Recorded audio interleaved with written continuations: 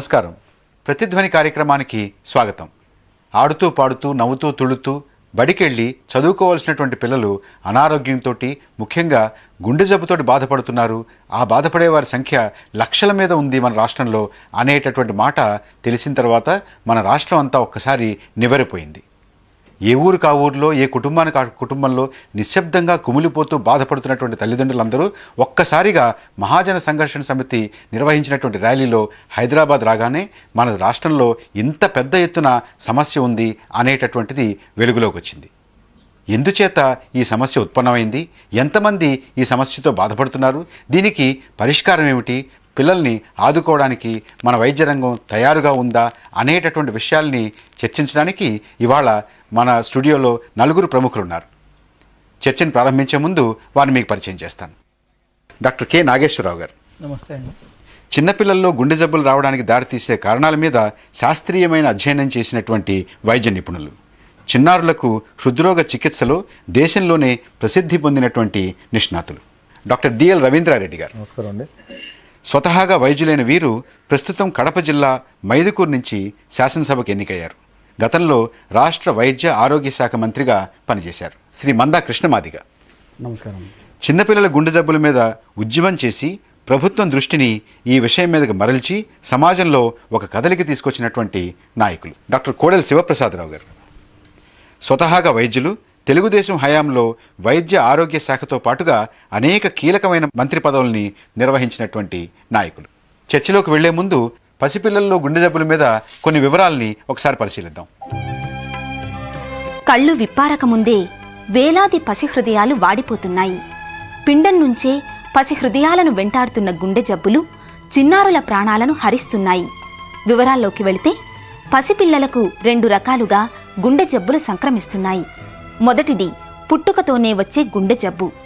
గర్భిణులుగా ఉన్న సమయంలోనే తల్లులకు సోకే వివిధ రకాల ఇన్ఫెక్షన్లు, మేనరికం పెళ్లిళ్లు, దగ్గర బంధువులతో వివాహాలు, 30 ఏళ్లు దాటిన తరువాత గర్భవతులయ్యేవారు జన్మనిచ్చే పిల్లలు ఎక్కువ శాతం గుండె జబ్బు బారిన పడుతున్నట్లు పరిశోధనలు చెప్తున్నాయి.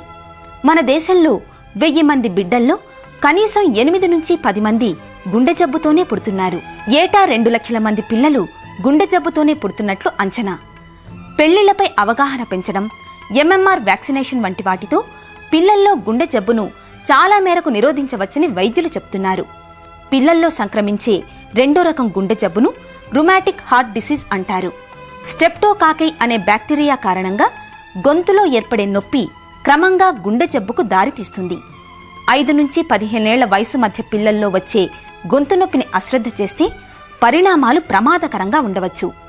గొంతు నొప్పి తగ్గినట్లు అనిపించినా ఆ తర్వాత రుమాటిక్ ఫీవర్ వస్తే గుండె కవాటాలు దెబ్బతింటాయని వైద్య నిపుణులు హెచ్చరిస్తున్నారు.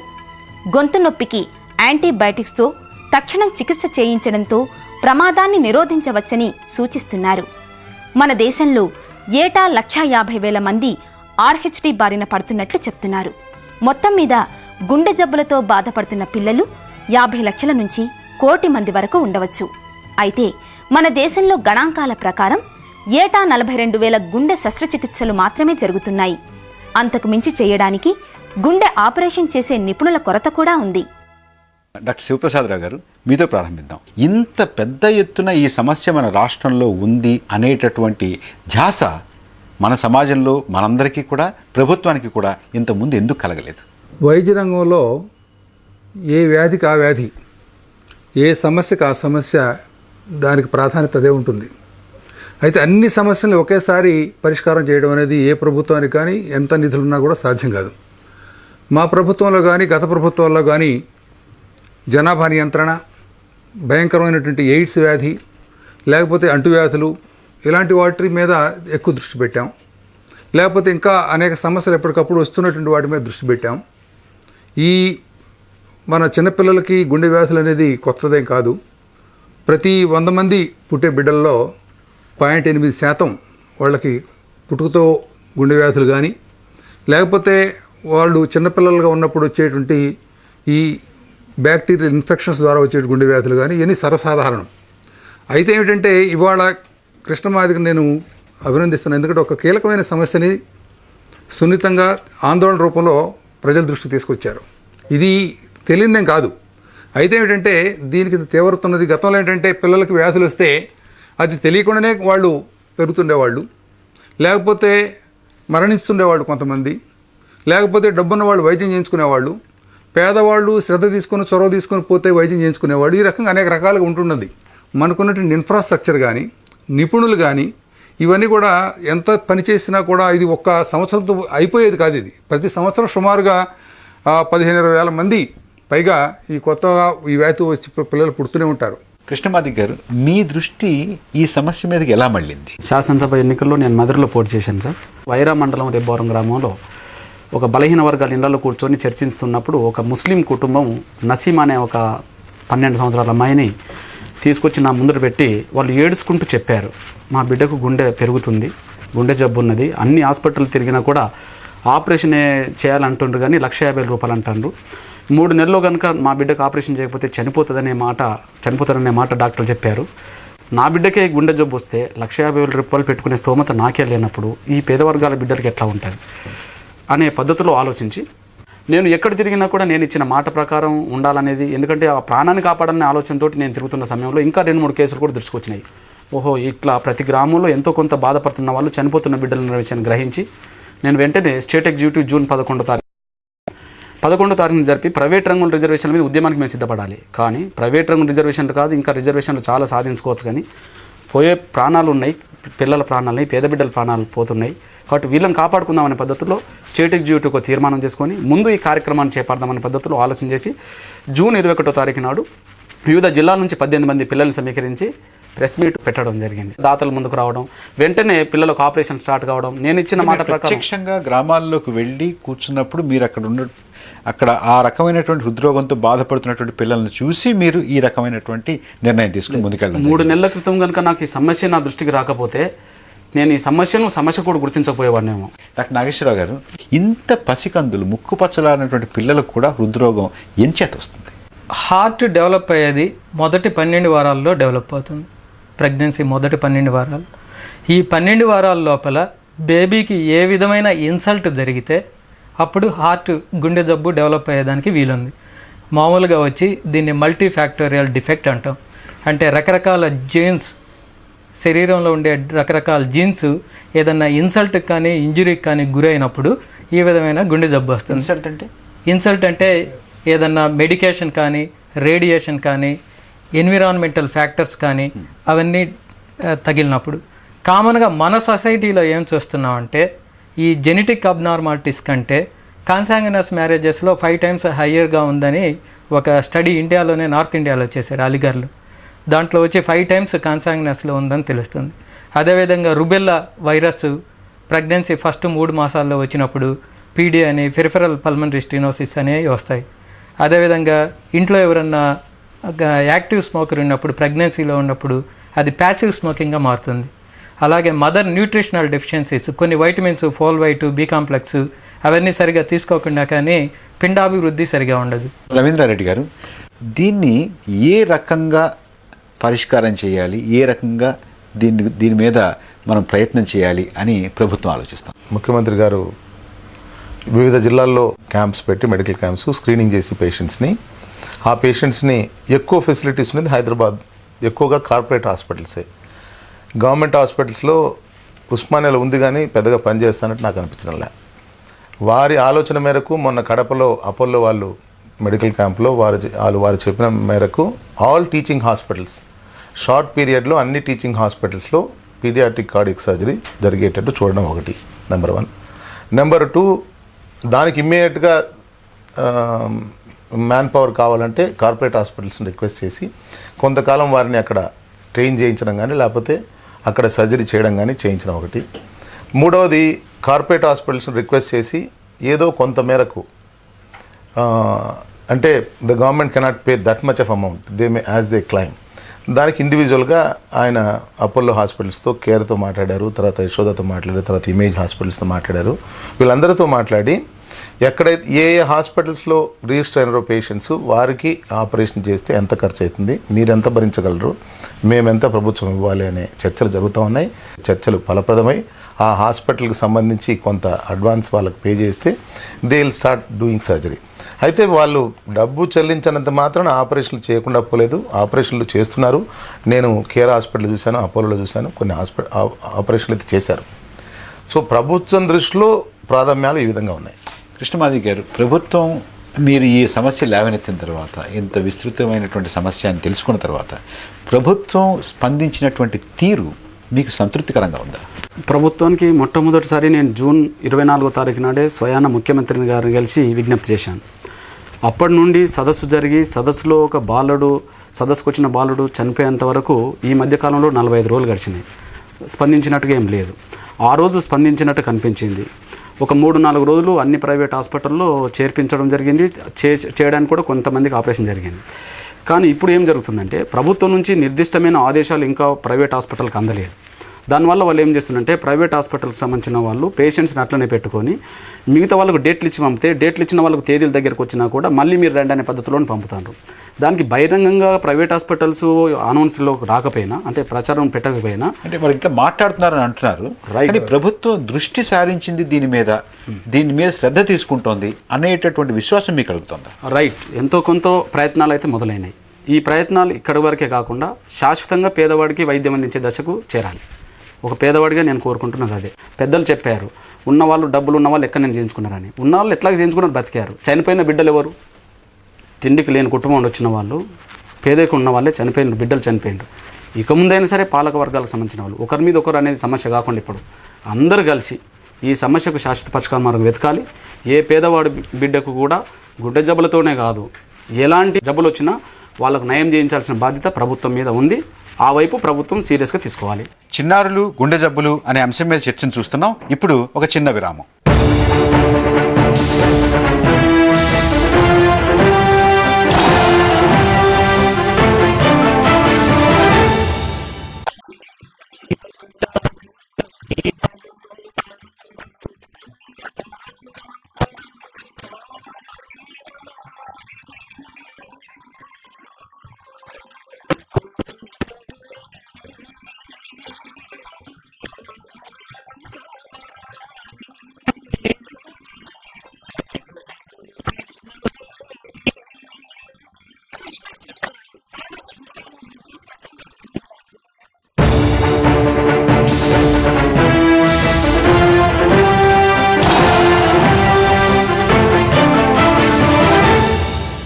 మళ్లీ చర్చలోకి వెళ్లే ముందు అఖిలపక్ష సమావేశం తర్వాత ప్రభుత్వం తీసుకున్న నిర్ణయాలను ఒక్కసారి పరిశీలిద్దాం.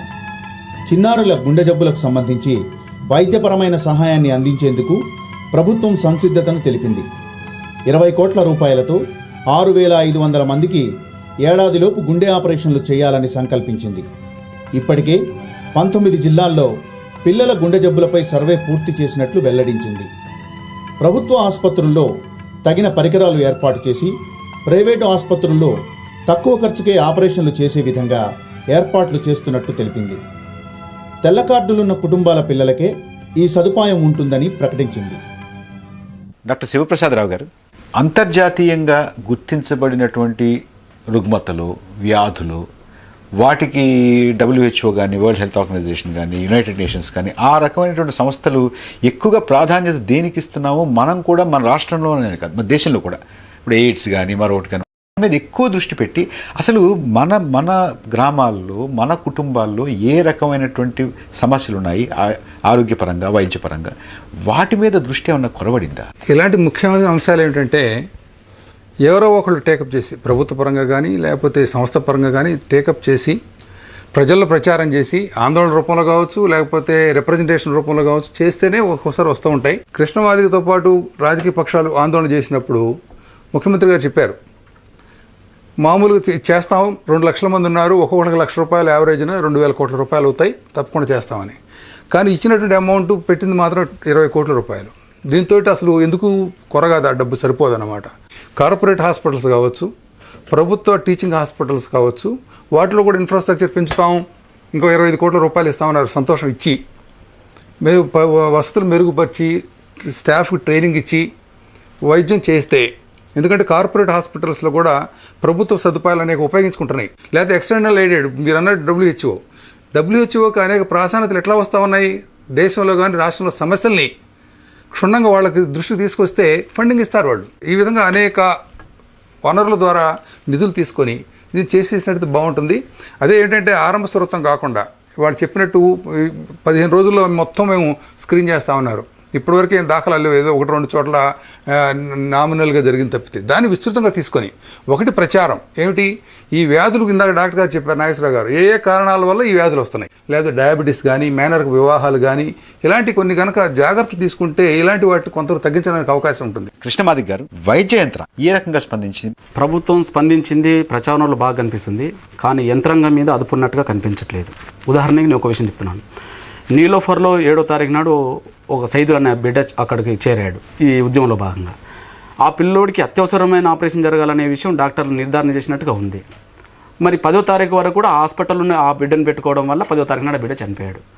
అంటే డాక్టర్ల వైఫల్యం, డాక్టర్ల మీద ఉండబడే ఏదైతే అదుపు ఆజ్ఞ ఉన్నదో ప్రభుత్వం వైఫల్యం అది. నిన్న కరీంనగర్లో వైద్య పరీక్షలు జరుగుతున్న సమయంలో ఒక బిడ్డ చనిపోయింది. ఎక్కడి నుండి పోయింది? నీలోఫర్ హాస్పిటల్ నుంచి పోయింది. అంటే ఇక్కడ వాళ్ళు వెంటనే దాన్ని డీల్ చేయకుండా మళ్ళీ అక్కడికి పంపేటప్పటికి అక్కడికి పోయిన సమయంలో వైద్య పరీక్షల సమయంలో చనిపోయింది.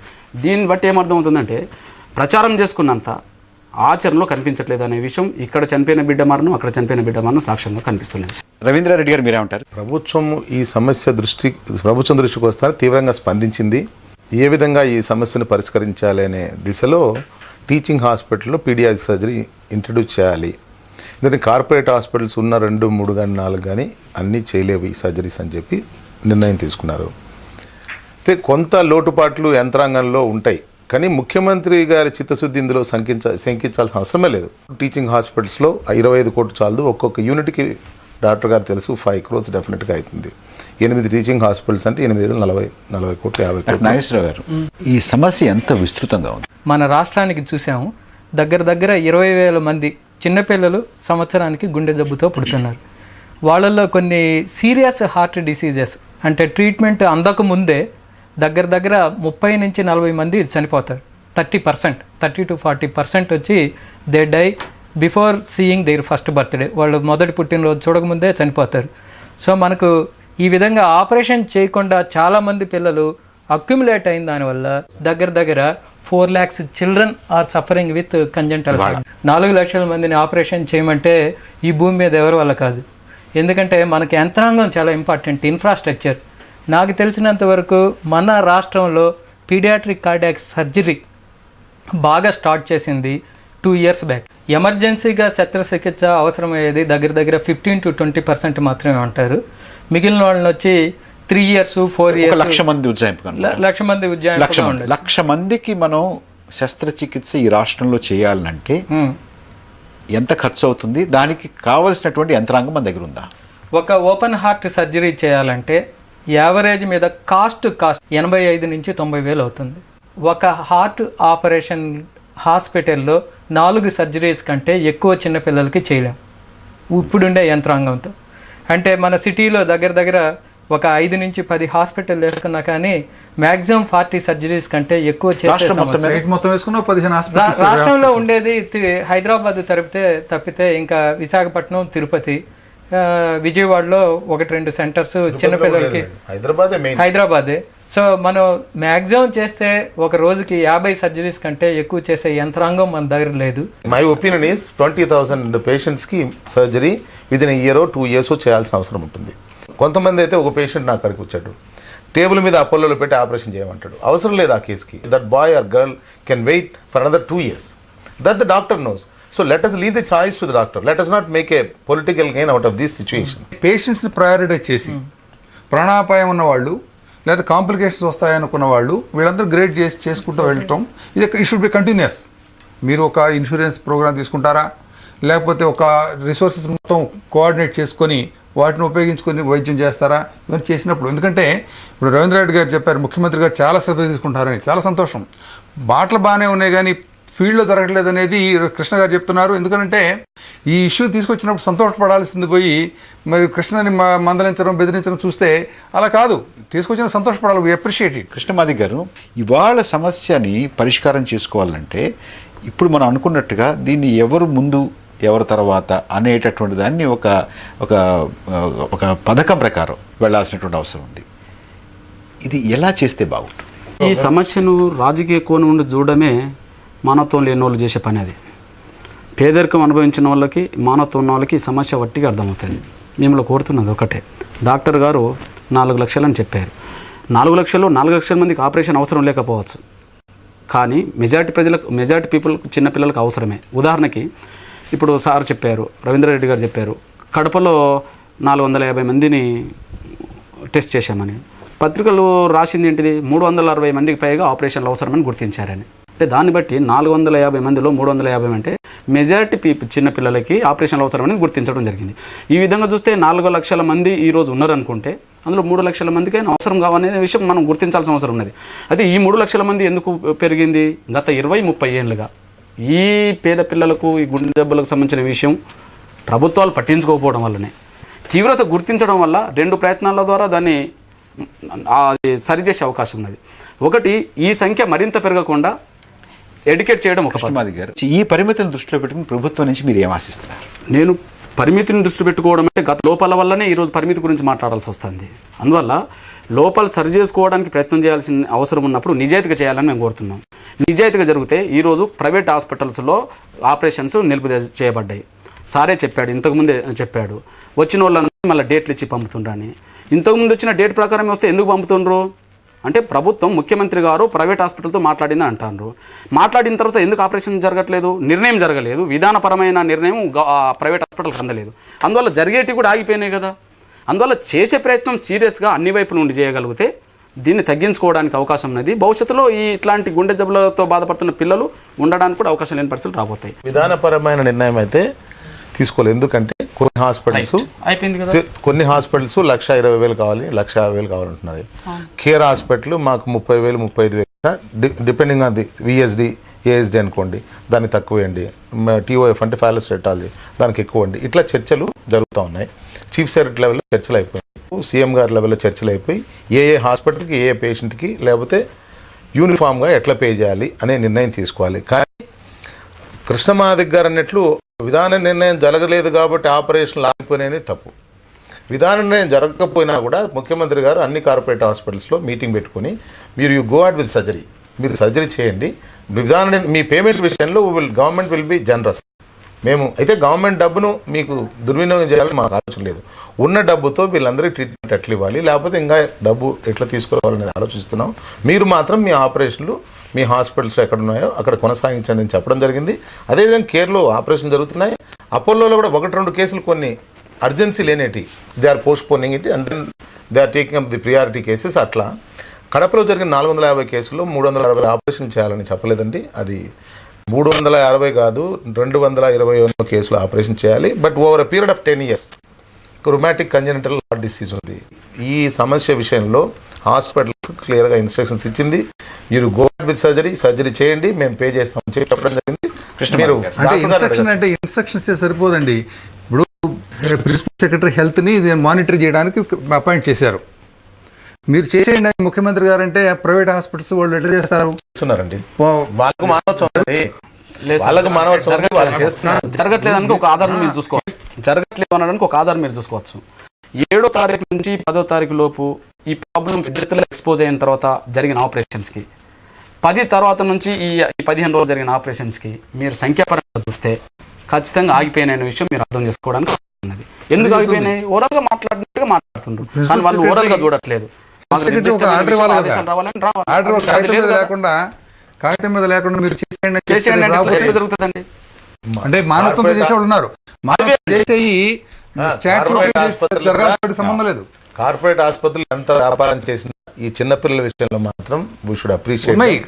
అందరూ స్పందించారు, అందరూ ఏదో ఒక అధికారికమైన ఆర్డర్స్ ఇచ్చారండి. అధికారికమైన ఆర్డర్స్ మీరు రాతపూర్వకంగా అంటే for example care foundation they came for నేను చెప్పేదేనండి దయచేసి, because I'm part of it. నేను కొంత చర్చల్లో పాల్గొన్నా కాబట్టి కేర్ ఫౌండేషన్ సెట్ మేము 30,000 చేస్తాం, మీరు 30,000 కానీ 35,000 కానీ అని. అపోలో సేస్ మాకు కేర్ ఫౌండేషన్ లాగా మాకు వీళ్ళు ఏదో ఒక ట్రస్ట్ పెట్టారట, ఆ ట్రస్ట్ ఏదో కేర్ హాస్పిటల్ రోజుకి ఎన్ని చేస్తామని చెప్పారండి. ఇన్నది కాదు, ఎమర్జెన్సీ ఎక్కడుంటే అక్కడ చేస్తున్నారండి. టార్గెట్ ఇస్ ఇందులో టార్గెట్ అనేది సార్ అర్జెన్సీ అనే విషయం కూడా అర్జెన్సీలో ఒక తేదీ ఇచ్చారు. ఐ థింక్ నాకు తెలిసినంత వరకు అర్జెన్సీలో ఏ హాస్పిటల్ కూడా వెనక్కిపోవడం లేదండి. ఆపరేషన్ చేయక చనిపోయిన అనే వార్త వాస్తవం కాదు. అది రాతపూర్వకంగా ఎంతో అంతో ఉంటే దానికి అంటే కేవలం హాస్పిటల్ యొక్క మానవతా దృక్పథానికి వారి దయాదాక్షిణ్యాల మీదకి వదిలేటటువంటి పరిస్థితి కాదు. ఈ called each and every corporate hospital ప్రత్యేకంగా ముఖ్యమంత్రి గారి సమావేశమై వాళ్ళతో మేనేజ్మెంట్ చర్చించారు. మీరు సర్జరీ చేయండి, అవసరమైన కేసు ఏ కేసు అయినా సరే, ప్రాణాపాయం కొన్ని కేసులను చేయండి, we will work out plan అని చెప్పారు. శివప్రసాద్ రావు గారు, సంక్షిప్తంగా మీ యొక్క అనుభవంతో, మీరు ఈ శాఖను నిర్వహించినటువంటి అనుభవంతో ప్రభుత్వానికి మీరు ఇచ్చేటటువంటి సలహా ఏమిటి? దీనికి మనం చెప్పే మాటలు వాస్తవ రూపంలో పెట్టాలి. ఎందుకనంటే ఆ ప్రభుత్వం ఈ ప్రభుత్వం అని కాదు, ఈ ప్రభుత్వానికి కూడా కృష్ణామాదిగతోటి కొన్ని రాజకీయ పక్షాలని కలిసి ఆందోళన చేస్తే తప్పితే ప్రభుత్వ దృష్టి రాల. కాబట్టి అది వాళ్ళని వీళ్ళని విమర్శించుకోవడం కాకుండా దీన్ని దృష్టి సారించడం, నిధులు కేటాయించడం. తర్వాత నిధులు కేటాయించడం అనేది కేవలం ఆపరేషన్కే కాదు, ఇన్ఫ్రాస్ట్రక్చర్ డెవలప్ చేయడం కోసం, ట్రైనింగ్ ఫెసిలిటీస్ పెంచడం కోసం. దేనికనంటే పీడియాట్రిక్ కార్డియాక్ ఫిజిషియన్ కానీ సర్జరీ కానీ లేరు. కార్డియాలజిస్ట్ అంటే పెద్దవాళ్ళు చేసేవాడే. ఆ పెద్దవాళ్ళు చేసేవాడు పిల్లలకి చేయడానికి సరిపోరు వాళ్ళ. కాబట్టి ఎక్స్పర్టీస్ని పెంచాలి. రెండు మోస్ట్ ఇంపార్టెంట్ ఏమిటంటే ఇలాంటి వ్యాధులు పిల్లల్లో పుట్టే బిడ్డల్లో రాకుండా అవేర్నెస్ క్యాంప్స్ పెట్టాలి. This most important. That can prevent at least 30 to 40% of cases. అది చేసిన తర్వాత వచ్చిన వాళ్ళని గ్రేడ్ చేసి ఎవరికి అర్జెంటుగా చేయాలా, ఎవరికి కొద్ది రోజులు ఆగొచ్చు, ఎవరికి తర్వాత చేయొచ్చు అనేది గ్రేడ్ చేసుకొని ఆపరేషన్ చేయడం అనేది వాస్తవం పెడితే ఇవాళ ఆందోళనకు మంచి ఫలితం వస్తుంది. కృష్ణమాధవ్ గారు, మేము ప్రభుత్వానికి కోరుతున్నది ఒకటే, రాష్ట్రంలో ఈ లక్షలాది మంది ఈ పేద వర్గాల పిల్లల్ని కాపాడుకోవడానికి, మీరిచ్చిన హామీనే నిలబెట్టుకోవడానికి కావలసిన అన్ని రకాలుగా వనరులు, అన్ని రకాల ఆదేశాలు అన్ని వైపులకు వెళ్ళాలి. ఆ విధంగా జాగ్రత్తలు సీరియస్గా తీసుకుంటే మాత్రం ఖచ్చితంగా ఈ పేద బిడ్డలు కాపాడుకోవడానికి అవకాశం ఉంది. అది మాత్రమే మేము కోరుతున్నాం. రవీంద్రారెడ్డి గారు, ఒక వైద్య నిపుణుడిగా ఏం చేస్తే బాగుంటుందని మీరు అనుకుంటున్నారు? డాక్టర్ గారు చెప్పినారు, letters approve some of the WHO or UNICEF. నా ఇన్ఫర్మేషన్ ఇవాళ మార్నింగే ఒక ఫ్రెండ్ చెప్పాడు, $15 billion ది బిల్ గేట్స్ ఫౌండేషన్లో they are concentrating on AIDS control programmes, అట్లా చేస్తున్నారు రీసెర్చ్ ప్రోగ్రామ్స్.